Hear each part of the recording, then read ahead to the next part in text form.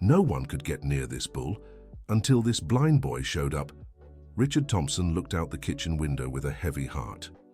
For 3 months, the black bull had been an unsolvable problem at Green Valley Farm in the Texas countryside. None of the ranch hands could get close enough to care for the animal anymore. What had started as a sudden change in the bull's behavior had become the biggest dilemma of Richard's life. The once docile and obedient animal now attacked anyone who approached its pen. On that March morning, the rancher had made the hardest decision of his 62 years. He would sell the bull for slaughter. "There's no other way, Martha," he said to his wife, who was preparing breakfast. "I've tried everything. Dr. Peterson came out twice and couldn't even get near him." Martha Thompson sighed as she stirred the beans on the wood stove. At 58, she knew her husband well enough to recognize when he was struggling with a decision. "You know, this bull isn't just any bull, Richard. He was the first one we bought when we started the farm." "That's exactly why it hurts so much," the rancher replied, running a hand through his graying hair. "But I can't risk anyone's life here. Yesterday, Michael nearly got gored just trying to put water in the trough." Michael had been the ranch foreman for over 15 years. If even he couldn't handle the bull, there really was no hope left. The phone rang, interrupting Richard's thoughts.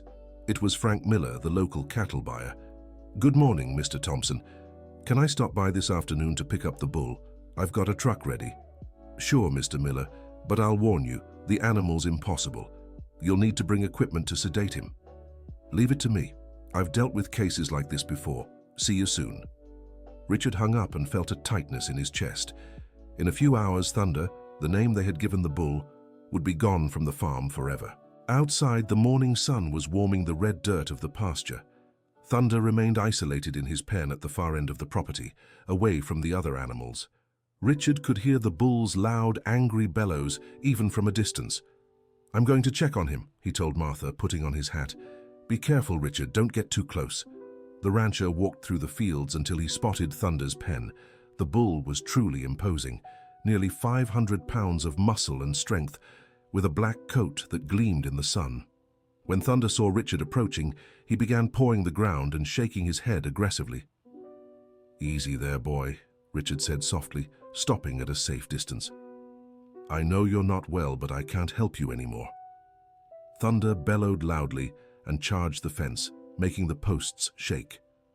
Richard instinctively stepped back. It was hard to believe this was the same gentle animal that had arrived at the farm 5 years ago. Dear listener, if you're enjoying the story, don't forget to like and subscribe to the channel. It really helps us out as we're just getting started. Now, back to the story. As Richard watched the agitated bull, he heard voices approaching. He turned and saw Mrs. Wilson, the cook from the neighboring ranch, walking down the dirt road with a small child. "Good morning, Mr. Thompson," Mrs. Wilson called, waving with her free hand. In the other, she held firmly onto a boy of about 6. "Good morning, Mrs. Wilson, how are you?" The 63-year-old woman approached with steady steps. Richard had known Mrs. Wilson for years. She'd worked at Anderson Ranch for over 2 decades and was known for her kindness and wisdom. "I brought my grandson to see the animals. He's been begging to come," she explained, looking affectionately at the boy beside her. It was only then that Richard noticed the boy had his eyes closed, not from sleepiness, but because there was something different about them. A whitish film partially covered his pupils. "This is Nathan, my grandson. He's 6 years old and loves animals, even though he can't see them." Nathan smiled timidly toward the sound of Richard's voice, still holding tightly to his grandmother's hand. He wore a light gray shirt and simple beige shorts, was barefoot, and had tousled light brown hair from the wind. "How are you, Nathan?" Richard said, crouching down to the boy's level. "Hello, sir," Nathan replied in a sweet, clear voice. "Grandma said you have lots of animals here." "That's right. Cows, horses, pigs." Just then, Thunder let out a particularly loud, distressed bellow. Nathan immediately stopped talking and turned his head toward the sound. "What animal is that, Grandma?" the boy asked, furrowing his small brow in concentration. "It's a bull, sweetheart, but we won't go near him today." "Why does he sound so sad?" Nathan pressed. Richard and Mrs. Wilson exchanged glances. The boy's perception had picked up on something few adults noticed. There was sorrow in Thunder's bellows, not just anger. "He hasn't been feeling well lately," Richard explained gently. Nathan let go of his grandmother's hand and started walking toward Thunder's pen. Mrs. Wilson quickly grabbed him. "Nathan, no! It's dangerous!" "But Grandma, he's hurting. I can hear it in his voice." Richard watched the scene with growing interest. In all these months trying to understand what had happened to Thunder, no one had suggested the animal might be suffering rather than simply aggressive. "Nathan has a special sensitivity to animals," Mrs. Wilson explained, still holding her grandson firmly. "Since he was little, he's been able to sense things others don't see, or rather, don't hear." "How so?" "He was born with normal vision, but at 3 he had a very serious infection that affected his eyes. Ever since, his other senses seem sharper, especially when it comes to understanding animals." Nathan remained turned toward Thunder, who had stopped bellowing and was now just breathing heavily. "Can I talk to him, Grandma?" "Just talk. I won't go close." Mrs. Wilson looked at Richard for approval. The farmer hesitated. What could happen if the boy just spoke to the bull from a distance? "You can talk, Nathan, but stay right here next to your grandma." The boy smiled and turned fully toward the pen. "Hi, beautiful bull," he said softly. "Why are you so sad?" To everyone's surprise, Thunder completely stopped moving. His ears turned toward Nathan's voice and he lowered his head slightly. "I know how scary it is when you can't see things right," Nathan continued. "At first I got mad at everyone too." The bull took a few steps toward the fence, but without his earlier aggression. He seemed curious. "Nathan, how do you know he can't see well?" Richard asked, intrigued. "By his voice. It's like mine when I felt lost and scared, and he's shaking his head the same way I did when I tried to hear things better." Richard observed Thunder more closely. The animal was indeed constantly shaking his head side to side, as if trying to locate something. "Could it be—" the farmer murmured to himself. "What is it, Mr. Thompson?" Mrs. Wilson asked. "I'm wondering if Thunder might have a problem with his vision or hearing. I never stopped to notice these details before." Nathan continued talking softly to the bull, which was now leaning against the fence, seemingly calm for the first time in months. "Do you want me to come keep you company tomorrow?" the boy asked.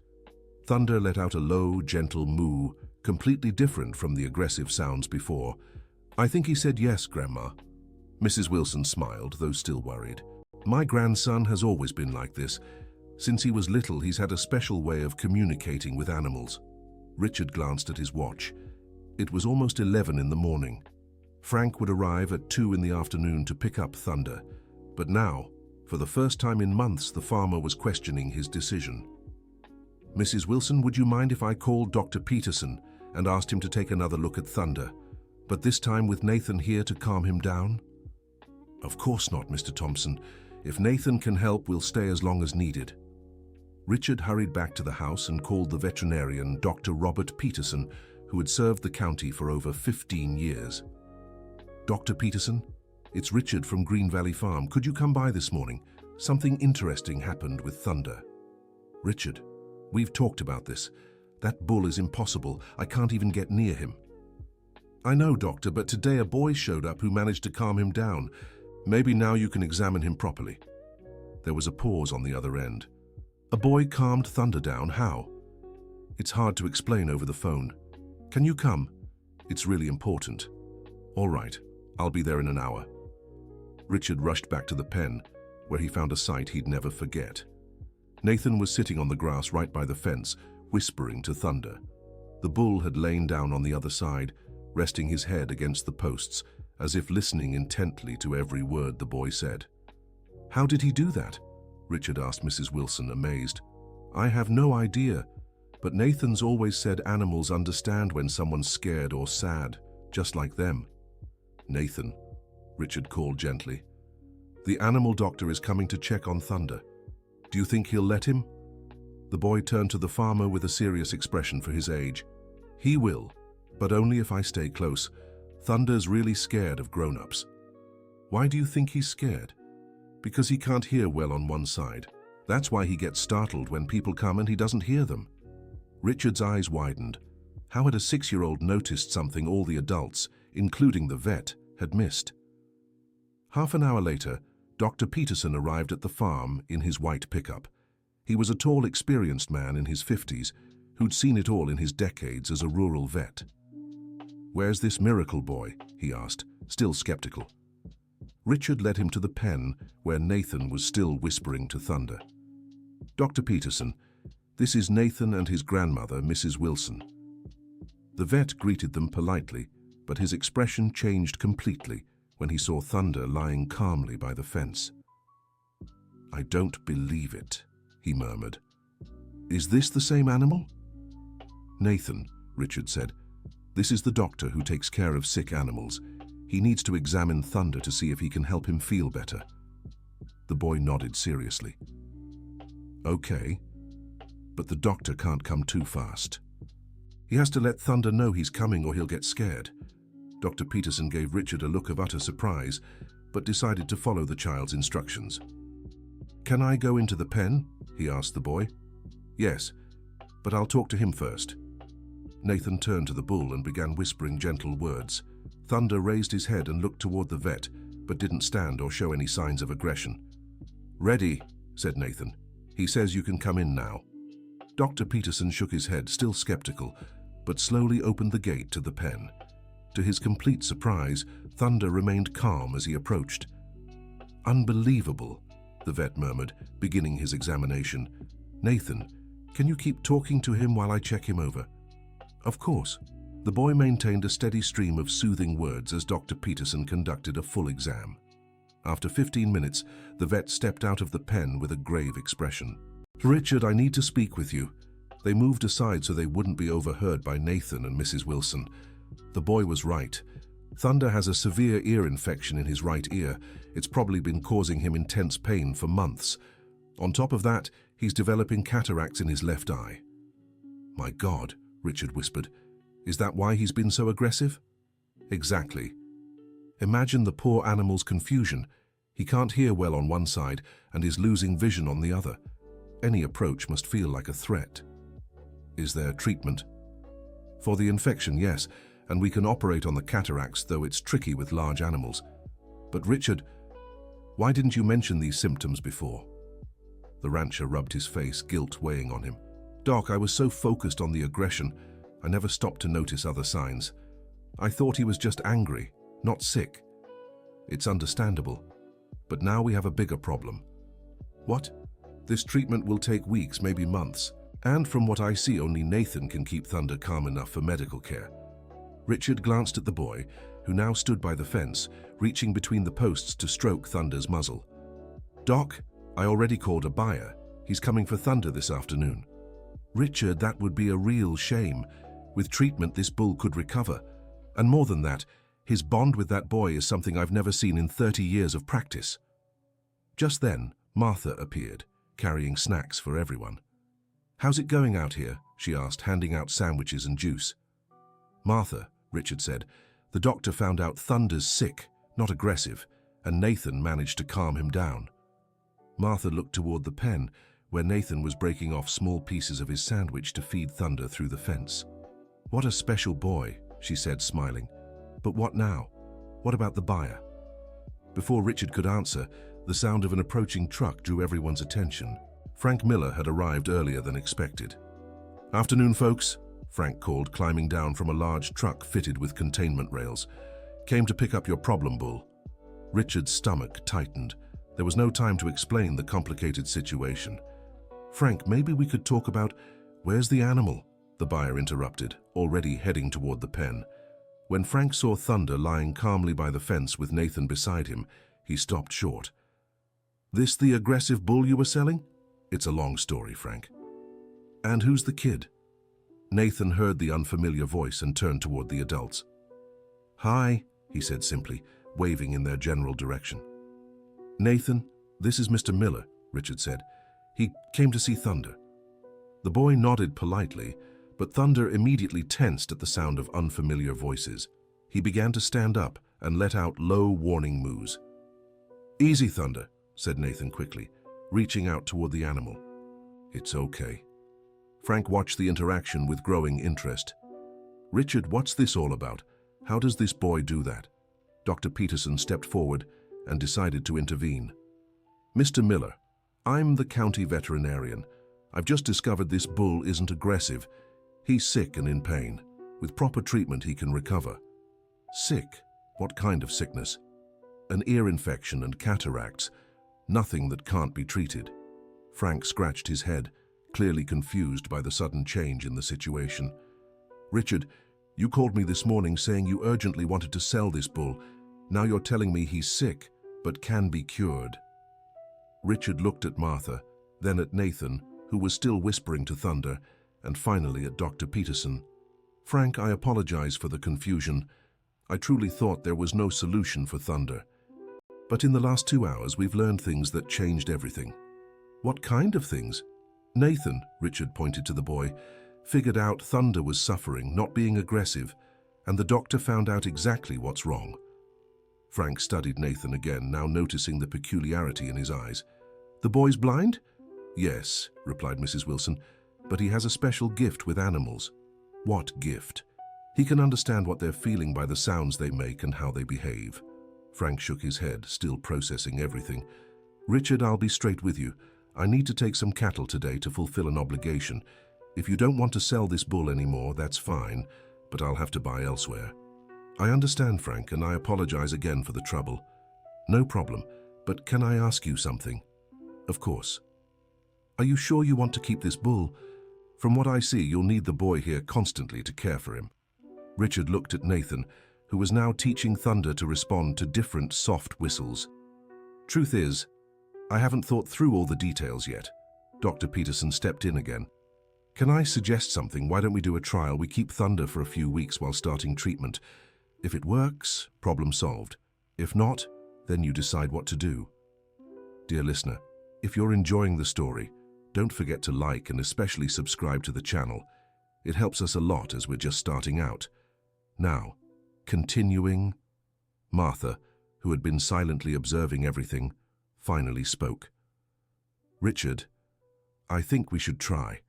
That boy had an instant connection with Thunder. We can't ignore that. But Martha, we don't know if Mrs. Wilson can bring Nathan here every day. Mrs. Wilson, who had also been listening, stepped closer. Can I say something? Nathan's been living with me since his mother went to work in Austin. He doesn't have much to do during the day besides staying home listening to the radio. Coming here to keep Thunder company could be really good for him too. Are you sure, Mrs. Wilson? We don't want to be any trouble. No trouble at all, Mr. Thompson. Quite the opposite. Nathan's always asking to interact with animals, but at the ranch where I work, we only have a few chickens. Here, he could learn so much more. Nathan, who had overheard part of the conversation, approached the adults. Can I come here every day to take care of Thunder? He asked hopefully. Nathan, Richard said, kneeling to meet the boy's height, would you really like to help care for him? I'd love to. He's so lonely and sad. He needs a friend. Frank watched the whole scene and smiled, shaking his head. Richard, I think you've got your answer right there. That boy has something special. You think so, Frank? I've been working with cattle for 40 years and never seen anything like it. If I were you, I'd give this pair a chance. Dr. Peterson nodded in agreement. Frank's right. Besides, from a medical standpoint, having someone who can keep the animal calm will make treatment much easier.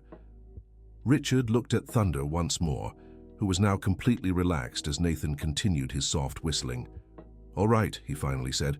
We'll try it for a few weeks. Nathan smiled and clapped his hands happily. Thank you, Mr. Thompson. I'll take really good care of Thunder. But Nathan, the farmer said seriously, you have to promise there'll always be an adult nearby when you're with him, okay? I promise, Frank said goodbye, promising to return in a few weeks to check on their progress. Dr. Peterson scheduled a visit for the next day to begin treating the ear infection. As the visitors left, Mrs. Wilson approached Richard and Martha.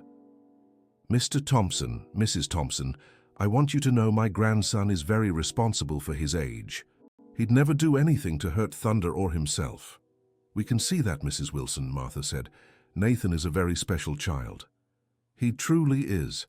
After he lost his sight, he developed an incredible sensitivity to others' feelings, including animals. How did it happen? Richard asked gently. Mrs. Wilson sighed. Nathan used to live with his parents here in the county. His father, Robert, was one of the best animal handlers I've ever known. Had a special way with horses and cattle, just like Nathan does now. And what happened? When Nathan was 3, he had a very high fever from an infection. The doctors said it affected his optic nerve. He wasn't completely blind, but he lost most of his vision. How awful, Martha murmured. His mother, Samantha, couldn't handle it. She blamed herself for not taking Nathan to the doctor sooner, fell into a deep depression. And his father? Robert tried to help, but Samantha only got worse. One day she just disappeared, just left a letter saying she couldn't look at Nathan without feeling guilty. Richard and Martha were shocked by the story. And Robert? He spent 2 years searching for Samantha, while I cared for Nathan. When he finally found her, she was living in another town and had started a new life. Said she never wanted to see Nathan again because he reminded her of her failure as a mother. My God, Martha whispered. Robert was devastated. He decided to leave too, to try and forget everything. He asked me to raise Nathan and left. That was 2 years ago. Does Nathan know the whole story? He knows his parents had to go away and can't come back right now. I chose not to give him details until he's older. Richard looked at Nathan, who was now sitting in the grass, humming softly to thunder. Mrs. Wilson, how does Nathan cope with all this?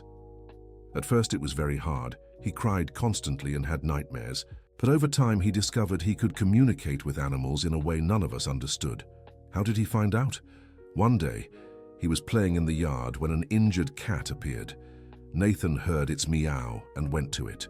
He calmed it down and called me, saying its paw was hurt. We took it to the vet, and that's exactly what it was. Amazing. Since then, Nathan has helped many animals in the neighborhood. It's like he understands what they're feeling by the sounds they make. Martha wiped a tear from her eye. What a brave boy. He truly is. And I know taking care of Thunder will be so good for him. Nathan needs to feel useful and important. Just then, Nathan walked over to the group of adults. Grandma, can I sleep here tonight to keep Thunder company? He's still scared of being alone. Mrs. Wilson looked at Richard questioningly. Nathan, don't you think it's better to go home today and come back early tomorrow? Richard suggested. But what if he gets scared during the night? How about this, Martha proposed. You come back first thing tomorrow to see how he did overnight, and if he's doing well, you can stay here all day. If he seems like he needs company at night, we'll talk about you sleeping here sometimes. Nathan considered the offer seriously. Okay, but I'll come back really early before sunrise. Deal, said Richard, smiling. Nathan said goodbye to Thunder with another series of soft whistles, promising to return the next day. The bull followed him with his eyes as far as he could see, letting out low moos that sounded almost like a farewell. When Mrs. Wilson and Nathan left, Richard and Martha stayed behind, watching Thunder, who had grown slightly restless again without the boy's presence. Richard, do you think we did the right thing? Martha asked. I don't know, Martha, but for the first time in months, I feel like there's hope for Thunder, and for Nathan too. How so?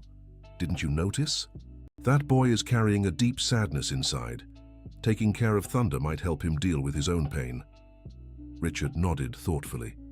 Martha had always been very perceptive with people, especially children. Do you think Nathan knows his parents abandoned him? Not completely, but a child always senses when something isn't right. The way he instantly connected with a scared, wounded animal isn't a coincidence. What do you mean? Nathan recognizes suffering because he's suffering too. They see themselves in each other. Richard looked at Thunder, who was now standing near the fence, staring in the direction Nathan had gone. If that's the case, maybe they can heal together. That's exactly what I'm hoping for, Martha said, taking her husband's hand. That night, Richard had trouble sleeping. He kept thinking about everything that had happened that day and the responsibilities he'd taken on. It wasn't just about caring for a sick bull, it was also about playing a part in the recovery of a child who had endured unimaginable trauma. Around 5 in the morning, Richard was woken by a strange noise coming from the pasture. He got up and looked out the window, but it was still too dark to see anything. He decided to check what was happening. Grabbing a flashlight, he walked toward Thunder's pen. To his surprise, he found Nathan already there, sitting on the grass and whispering to the bull. Nathan, how did you get here so early? Richard asked, startled. The boy turned toward his voice. Good morning, Mr. Thompson. I said I'd come back before sunrise. But how did you get here in the dark? Did your grandmother bring you? No, I came alone. I know the way from Mrs. Anderson's ranch to here. Richard grew concerned. Nathan, it's dangerous to walk alone in the dark, especially for you. But I don't need to see to walk, Mr. Thompson. I know all the sounds of the county. Besides, Thunder was calling me. Calling you? How? He was mooing differently. I could hear from Grandma's house that he was scared and looking for me. Richard shone the flashlight on Thunder. The animal was visibly calmer now that Nathan had arrived. Nathan, you can't leave the house alone in the middle of the night. Your grandmother must be worried. I left her a note saying where I was. You know how to write? Grandma taught me to write some important words in case of an emergency. Richard shook his head, impressed by the boy's independence, but still concerned for his safety. Nathan, how about we talk to your grandmother about you spending a few nights here? That way you won't have to walk home alone in the dark. Really? I can stay here? Let's see what she says. But for today, you'll stay here, and I'll take you home later. Thank you, Mr. Thompson. A few hours later, Mrs. Wilson arrived at Green Valley Farm, visibly worried. Nathan, you scared me half to death leaving the house alone like that. I'm sorry, Grandma, but Thunder needed me. How did you know that? I heard him calling. He was mooing in a way I'd never heard before. Dr. Peterson arrived soon after to begin Thunder's treatment. He was impressed by how calm the animal was in Nathan's presence. Good morning, everyone. Nathan, you're here early today. Good morning, Doctor. Thunder was scared during the night, so I came to keep him company. How did you know he was scared? By the sound of his moos. They were different from yesterday's. Dr. Peterson exchanged a glance with Richard. Nathan, can you really tell the difference between different kinds of moos? Of course, each sound means something different. When they're hungry, it's one way. When they're sad, it's another. When they're in pain, it's different again. That's extraordinary, murmured the vet. Nathan, could you help me during Thunder's treatment? I need to know if he's in pain or discomfort during the procedures. I can help, Doctor. The treatment began with Nathan sitting near Thunder's head, whispering soothing words, while Dr. Peterson cleaned and medicated the infection in the animal's ear. How's he doing, Nathan? Asked the vet during the procedure. He's uncomfortable, but not in too much pain. He's trying to be brave. How do you know he's trying to be brave? By the little sounds he's making. It's like when I have to get a shot. It hurts a little, but I know it's to help me. Dr. Peterson paused and looked at the boy. Nathan, you have a very rare gift. I've known vets who've practiced for decades who can't read animals the way you do. My dad could talk to animals too, Nathan said simply. Your dad? Mrs. Wilson quickly stepped in. Nathan's father had a way with animals too. It ran in the family. I see. Well, Nathan, with you here, the treatment will be much easier. After 2 hours, Dr. Peterson finished the first day of treatment. The ear is badly inflamed, but with antibiotics it should improve in a few days. I'll need to come back tomorrow to continue. Nathan will be here to help, said Richard. Perfect. And Nathan, I want you to watch if Thunder shows any unusual behavior tonight or tomorrow morning, okay? You got it, Doctor. After Dr. Peterson left, Richard spoke with Mrs. Wilson about the possibility of Nathan staying at the farm some nights. Mrs. Wilson, Martha and I were talking.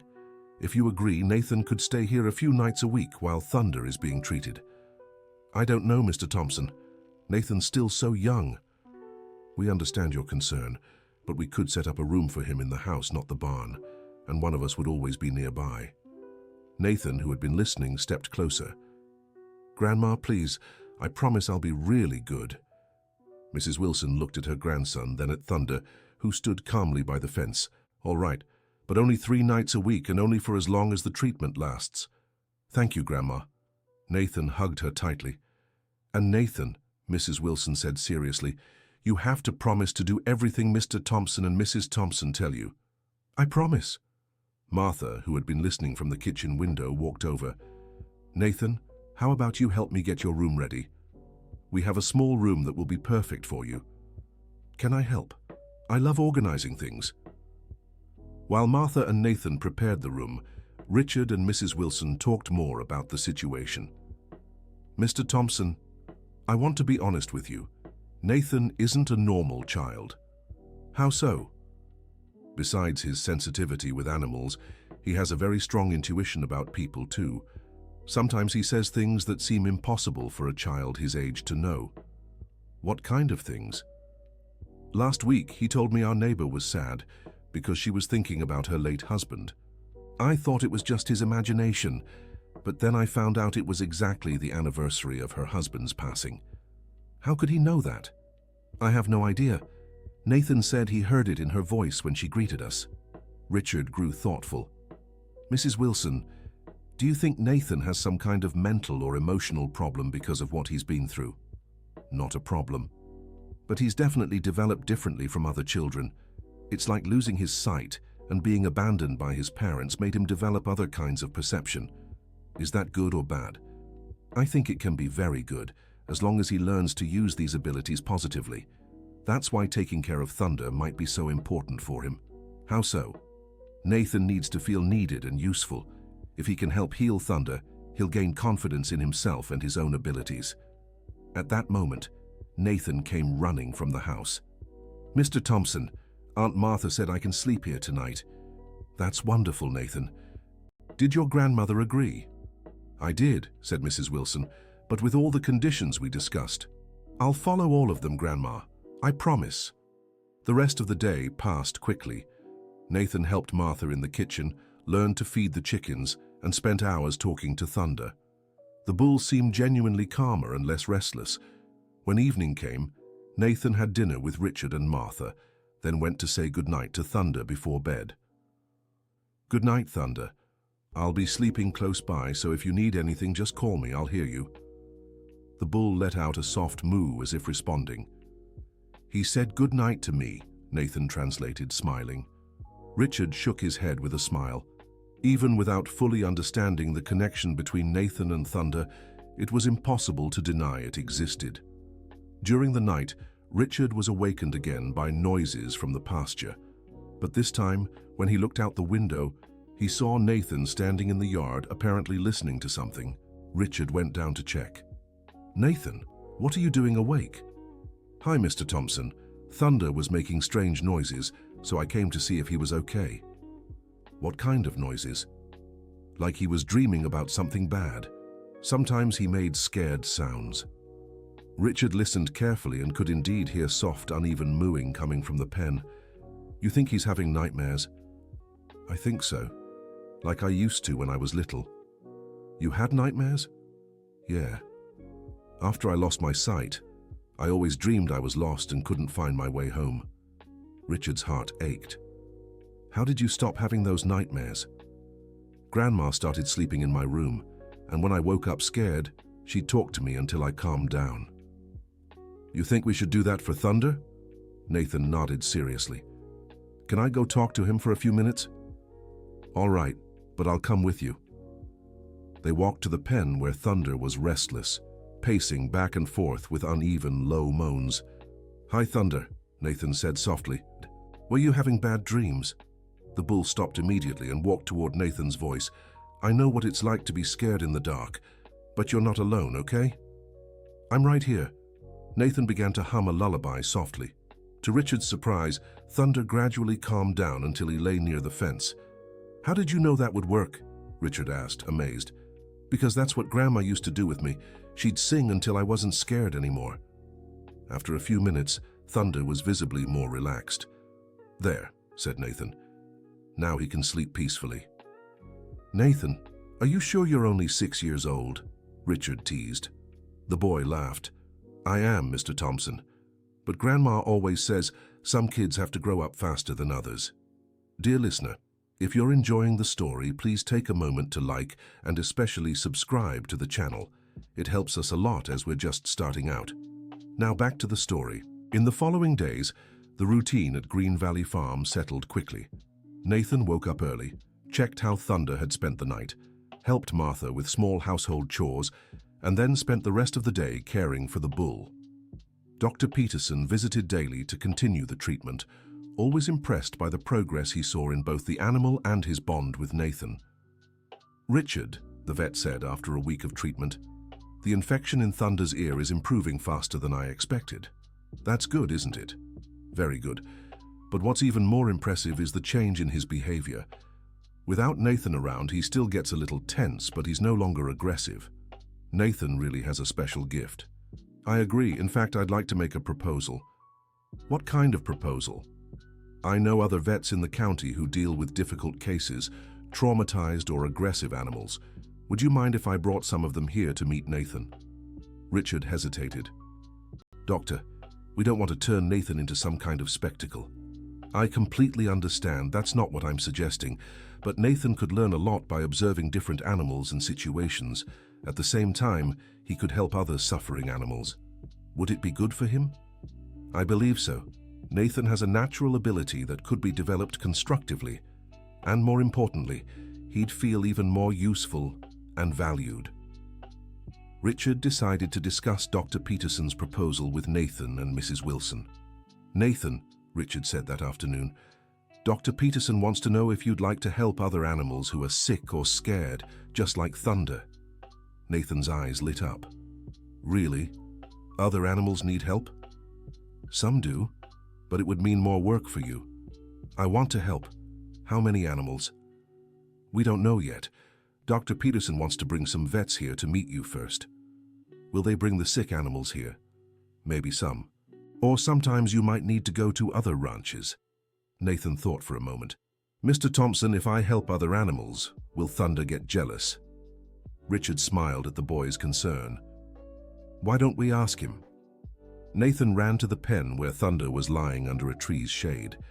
Thunder, would you mind if I helped other animals who are sad like you were? The bull lifted his head and let out a soft moo. He says he doesn't mind, as long as I stay his friend too, Nathan translated. How can you be so sure what he's saying? Richard asked curiously. I can't really explain, Mr. Thompson. It's like when Grandma talks to me. I don't just understand the words, but the way she says them. And it's the same with animals. It's similar. They talk in different sounds, but I can understand the feeling behind it. That evening, Richard talked to Martha about Dr. Peterson's proposal. What do you think, Martha? Would it be good for Nathan? I think so, Richard. He's clearly happier and more confident since he started taking care of Thunder. But don't you think it might be too much responsibility for a 6-year-old? Nathan isn't an ordinary child, Richard. He's already been through things most kids never will. And more importantly, he has a real gift. How can we be sure we won't harm him in some way? By always talking with Mrs. Wilson and watching how he reacts. If we notice it's too much for him, we'll stop. What if he becomes too attached to the animals and suffers when he can't help one of them? Martha grew thoughtful. Richard, Nathan has already endured the hardest loss a child can face, being abandoned by his parents. If he learns to handle smaller losses, it might even help him process his own pain better. The next day, Dr. Peterson brought 2 fellow veterinarians to meet Nathan, Dr. Williams, who mainly cared for horses, and Dr. Sarah, a specialist in small animals. Nathan, said Dr. Peterson, these are my veterinarian friends. They'd like to see how you communicate with Thunder. Nathan waved politely toward the voices. Hi, do you take care of sick animals too? Yes, replied Dr. Williams. I mostly care for horses. And I take care of dogs, cats, and other smaller animals, said Dr. Sarah. Do you have any animals that are sad right now? Dr. Williams and Dr. Sarah exchanged surprised glances. Actually, yes, said Dr. Williams. I have a horse that's been very aggressive for weeks and I can't figure out why. And I have a dog that won't stop crying since his owner had to travel, added Dr. Sarah. Can I help? Nathan asked hopefully. We'd really appreciate your help, said Dr. Sarah, but first we'd like to see how you work with Thunder. Nathan led the veterinarians to the paddock and showed them how he could calm Thunder with different whistles and gentle words. Unbelievable, murmured Dr. Williams. How did you develop this technique? What technique? Nathan asked, confused. The way you communicate with him. Oh, it's not a technique. I just talk to him like I talk to people. But you use different sounds for different things. That's because every feeling has a different sound. Like when someone's angry, their voice sounds one way, and when they're sad, it sounds another. Dr. Sarah knelt to be at Nathan's eye level. Nathan, would you like to meet the dog that's been crying? Maybe you can help him. I'd love to. Where is he? At my clinic in the city. It would be a car ride. Nathan grew excited. Can I go, Mr. Thompson? Richard looked at Mrs. Wilson, who had just arrived. What do you think, Mrs. Wilson? If you all think it's safe and could help both Nathan and the dog, I agree. Then let's go, said Dr. Sarah. But first, Nathan, I want to explain something important. What? Sometimes, even when we try to help, some animals don't get better. Do you understand that? Nathan nodded seriously. Like some people, right? Grandma explained that sometimes doctors try to help but can't cure everyone. Exactly. So if you can't help the dog, it doesn't mean you did anything wrong, okay? I understand. The trip to Dr. Sarah's clinic took about an hour. Nathan was fascinated listening to the sounds of the city, cars, horns, people's voices on the streets. It's very different from the farm, isn't it, Nathan? Asked Dr. Sarah. Yeah, there's a lot more noise, but it's interesting. Have you been to the city before? A few times with Grandma for doctor's appointments, but never to help an animal. When they arrived at the clinic, Dr. Sarah took Nathan to where the dog was, a medium-sized golden Labrador who had been whining constantly in his pen. This is Buddy, said Dr. Sarah. His owner traveled 2 weeks ago and he hasn't stopped whining since. Nathan stayed silent for a few moments, just listening to the sounds Buddy was making. He's not whining because he's sad, Nathan finally said. What do you mean? The sound he's making isn't sadness, it's fear. Fear of what? Nathan moved closer to the pen. Buddy, can you hear me? He said softly. The dog stopped whining immediately and turned his head toward Nathan's voice. You're afraid your owner isn't coming back, aren't you? Buddy let out a low whimper, but he is coming back. He just had to travel for a few days. Nathan continued talking quietly to Buddy for several minutes. Gradually, the dog calmed down until he lay down near the pen's bars. How did you know he was afraid and not sad? Asked Dr. Sarah, impressed. The sound was different. When someone is sad, they make one kind of sound. When they're afraid, they make another. And how did you calm him down? I explained that his owner would come back, just like Grandma used to do with me when I was scared. What were you afraid of? Nathan hesitated before answering.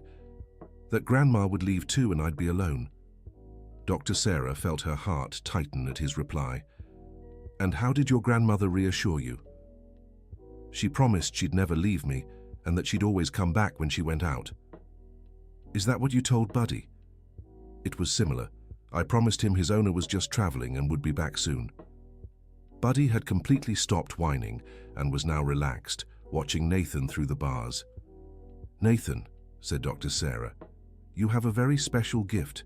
Buddy is calm for the first time in 2 weeks. He just needed someone to explain that everything would be okay. After the success with Buddy, Dr. Williams asked Nathan to meet his troubled horse. It was a stallion named Lightning who hadn't let anyone near him for almost a month. Nathan, I need to warn you that horses are bigger and stronger than thunder, said Dr. Williams as they drove to his property. You have to be very careful. Okay, Dr. Williams, I'll stay back until I understand why he's upset. When they arrived, Nathan could hear Lightning before he even saw him. The horse was neighing loudly and stomping his hooves in his stable. He's really upset, Nathan observed. He's been like this for weeks. I've called other vets, but no one can even get close. Nathan stood at a safe distance, just listening. Dr. Williams, did anything change in his life recently? How so? Did he move? Change food? Lose a friend? Dr. Williams thought for a moment. Actually, yes. We sold the mare who stayed in the stable next to him. They were very close. Ah, Nathan exclaimed. That's why he's like this.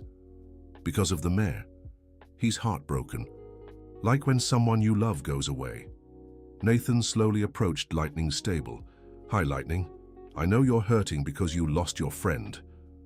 The horse stopped neighing and turned his ears toward Nathan. I've lost important people too. It hurts a lot at first, but it gets better. Nathan continued talking gently to Lightning for nearly an hour. Slowly, the horse calmed down until he allowed Nathan to come close enough to touch his muzzle through the stable bars. "Unbelievable," Dr. Williams whispered. "How did you know it was grief?" "By the sound he was making. It was the same sound I made when I was sad, thinking about my parents." "Your parents?" asked Dr. Williams, unaware of Nathan's story. "They had to travel and can't come back yet," Nathan explained simply. Dr. Williams looked at Mrs. Wilson questioningly, but she subtly shook her head, indicating it wasn't the time for explanations. "Nathan, do you think Lightning will be okay?" "He will, but he needs time to get used to missing them, and maybe a new friend." "A new friend?" "Another horse to keep him company. He doesn't like being alone." Dr. Williams grew thoughtful. "Actually, I've been thinking about buying another horse. Maybe it's a good idea." "I think it would be really good for him," Nathan agreed. On the way back to Green Valley Farm, Nathan looked visibly tired but happy. "Nathan, how did it feel helping Buddy and Lightning?" asked Mrs. Wilson. "It felt really good, Grandma. It's nice knowing I can help when animals are hurting." "But wasn't it hard for you, talking about loss and missing someone?" Nathan stayed quiet for a moment. "It was a little hard. But I think that's why I understand them, you know, because I've felt those things too." Mrs. Wilson held her grandson's hand. "You're very brave, Nathan." "You're brave too, Grandma. You stayed with me when everyone else left." Richard, who was driving, felt his eyes well up at their conversation. When they arrived at the farm, Nathan immediately ran to see Thunder. "Hi, Thunder, I missed you today." The bull happily mooed and walked toward Nathan. "I helped other animals today. A dog that was scared and a horse that was lonely." Nathan hugged Thunder's muzzle through the fence. "But you're still my best friend here at the farm." That evening at dinner, Richard, Martha, Mrs. Wilson, and Nathan talked about the day's events. "Nathan, how did you feel helping other animals?" asked Martha. "I really liked it, Aunt Martha, but it's tiring to feel sad with them." "What do you mean?" "When I talk to an animal that's hurting, I feel a little of their pain too. That's why I get tired." Richard exchanged a worried glance with Mrs. Wilson. "Nathan, does it hurt you?" his grandmother asked. "It doesn't hurt, Grandma. It's just tiring. Like when you feel sad seeing someone cry on TV." "Are you sure you want to keep helping other animals?" "Yes, because when they get better, I feel really happy too." Dr. Peterson, who had stayed for dinner, made an important observation. "Nathan, did you notice you helped Buddy and Lightning because you understood what they were feeling?" "I did, Doctor." "And why do you think you understand animals' feelings so well?" Nathan thought carefully before answering. "I think it's because I've been really sad and scared before. When someone goes through the same things as you, it's easier to understand." "Exactly. You turned your own pain into a way to help others. That's what Grandma always says, that the bad things that happen to us can turn into good things if we learn from them." Mrs. Wilson smiled proudly at her grandson. Nathan's always been wise for his age. In the following weeks, word of Nathan's abilities spread among the county's veterinarians. Requests for help started coming in regularly. Richard and Mrs. Wilson set some rules. Nathan could only help 2 animals a week, besides taking care of Thunder. An adult always had to be present, and if he showed any signs of stress or exhaustion, the activities would stop. "Nathan," Richard said one morning, "a different request came in today." "What kind of request, Mr. Thompson?" "A school for children with disabilities in the next town. They want to know if you could visit and talk to the students about how you communicate with animals." Nathan grew thoughtful. "Can they not see either?" "Some can't see, others can't hear, and others have different kinds of difficulties. And they want to learn how to talk to animals. They want to meet you and understand how you developed your special abilities." Nathan grew anxious. "But I don't know how to teach, Mr. Thompson. I just talk to the animals." "You don't need to teach anything complicated, Nathan. Just tell your story and show them how you do it." "And can I take Thunder with me?" Richard hesitated. "I'm not sure it would be safe to transport Thunder to the city." "What if we just take a smaller animal?" suggested Martha. Maybe one of the animals Nathan has already helped. Dr. Sarah, who was present during the conversation, offered a solution. I can lend Buddy for the presentation. He's grown very attached to Nathan and is a very gentle dog with children. Can Buddy come with me? Asked Nathan, excited. Of course, he can demonstrate how you communicate. A few days later, Nathan, Mrs. Wilson, Richard, and Dr. Sarah traveled to Sunlight Special Needs School, taking Buddy in the car. Nathan, are you nervous? Asked Mrs. Wilson during the trip. A little, Grandma. I've never talked to so many kids at once. You'll do just fine, said Richard. Remember, they want to learn from you. But what if I don't know how to answer their questions?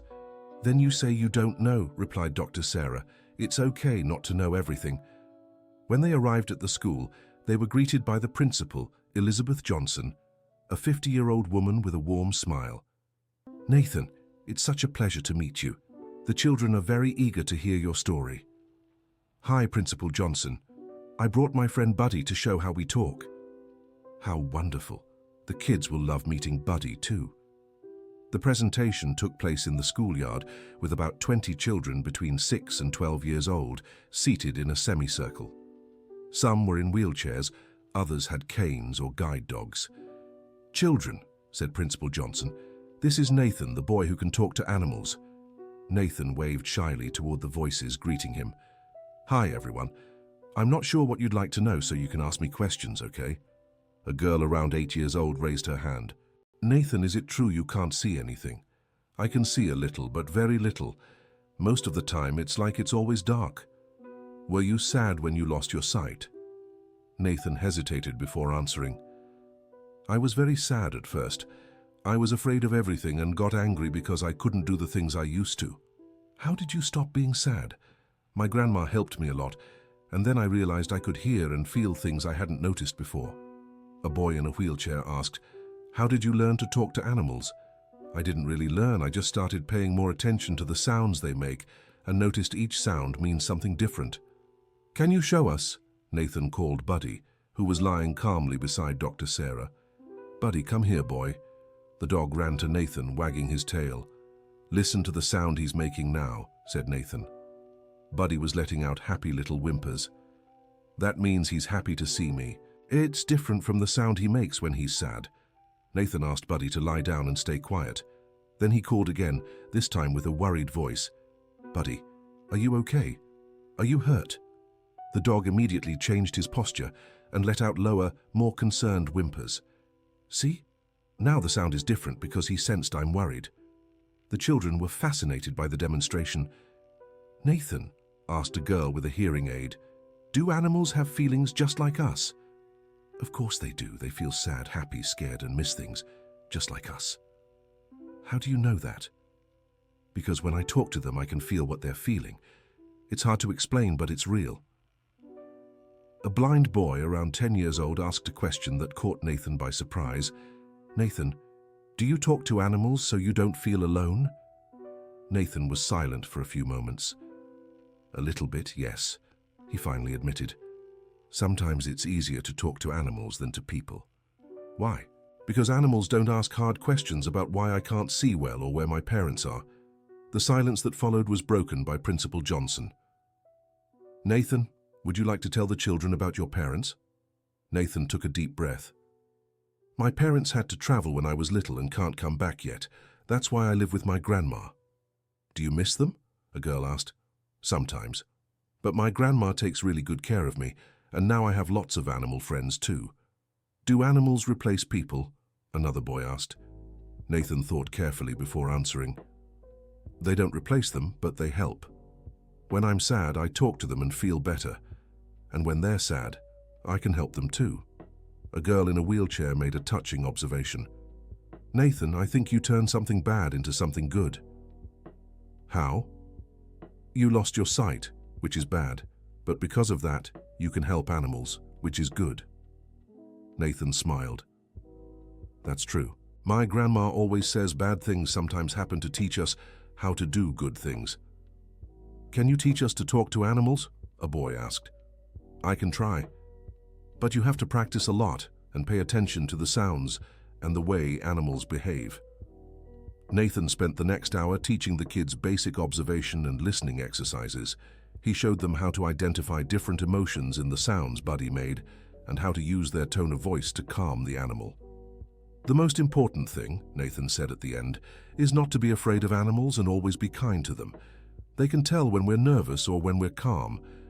When the presentation ended, several children came up to ask individual questions and say goodbye to Buddy.